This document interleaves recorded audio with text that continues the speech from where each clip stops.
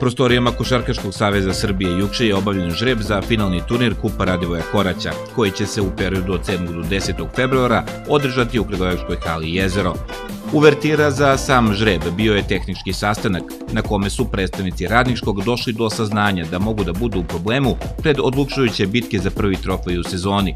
Naime, povelo se pitanje vezano za takozvano košarkaško državljanstvo, a njegovo tumačenje, doduše ljudi iz Košarkaškog saveza Srbije, dovodi do toga da kragujevački tim u svojim redovima ima 8 stranaca, jer se tako tretiraju i igrači sa srpskim pasošima Ćapin, Borisov, Varda i Marković, s obzirom da nastupaju i za reprezentacije drugih zemalja.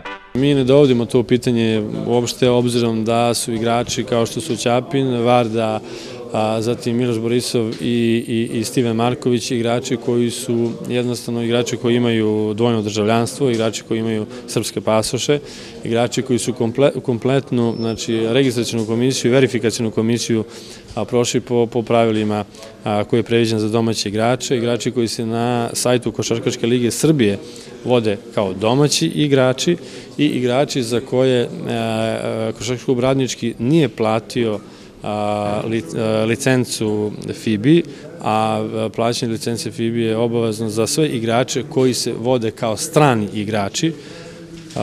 Za nas je to nedvosmisleno da ti igrači će igrati kao domaći igrači, a da svi drugi sa stranim pasošima će igrati kao stranci. Naravno da u Radničkom očekuju da će moći da sa svim raspoloženim snagama nastupe na finalnom turniru, ali ukoliko odluka bude drugačija, sigurno će zasedati upravni odbor kluba i donećemo odluku da li ćemo igrati u kakvom sastavu ćemo uopšte nastupati na Kupu Radivoja Koraća. U mečevima četvrtfinala najpre će se u četvrtak 7. februara sastati Mega Vizura i Vršac, a potom Partizan i Sloboda.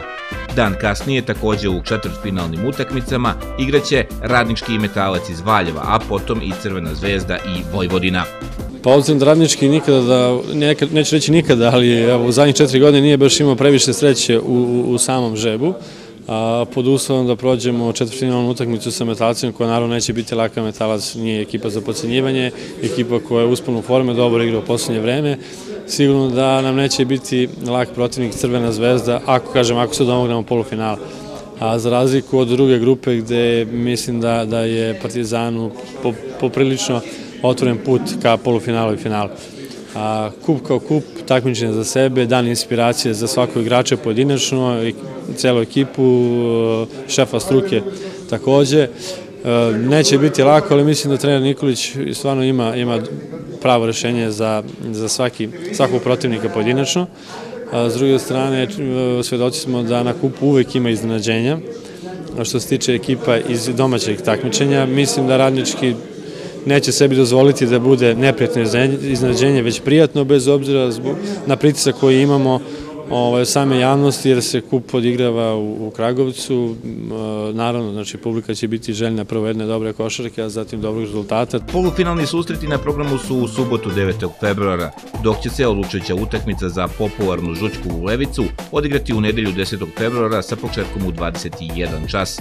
Grad Kragujevac je kao domaćin preduzeo sve aktivnosti kako bi u smislu organizacije bio napravljen veliki iskorak u odnosu na isti turnir koji je pre 6 godina održan takođe u hali Jezero. Ja mislim da ćemo biti spremni za ovaj kup, jer iskustvo baš iz te 2007. godine nam daje za pravo da se nadamo da će turnir biti uspešno organizovan. Što se tiče samog žreba, iskreno vam kažem, jednostavno ja nisam zadovoljan, ja sam mislio da će Radnički izvući malo lakši žreb do tog nekog finala.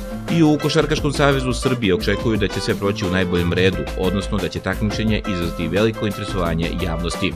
Pre svega da se zahvalim i ljudima iz Kragujevca koji su prihvatili organizaciju, mada to u ovom trenutku nije ni malo lako, i na takvom nivou mislim da je i grad Niš u prethodnih par sezona postavio jedan visoki standard, ali nijednog trenutka se nismo dvoumili niti sumnjali da će i Kragujevac biti na tom istom nivou.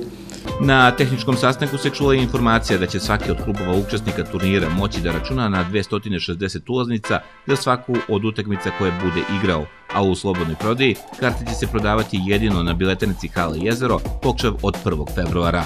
Mi ćemo vidjeti već od 1. februara pustimo ulaznice u prodaju i prodavat će se na biletarnici Hale Jezero, samo na tom jednom mestu. Što se tiče cena karata, cene su vrlo popularne, za prvi i drugi dan četvrtfinala biće 300 dinara za oba dve utakmice, prvo polufinale će biti 300 dinara, drugo polufinale 300 dinara i finale 500 dinara. Do finalnog turnira Kupa Radivoja Koraća košarkaši Radničkog odigraće još dve utakmice u prvenstvu ABA lige.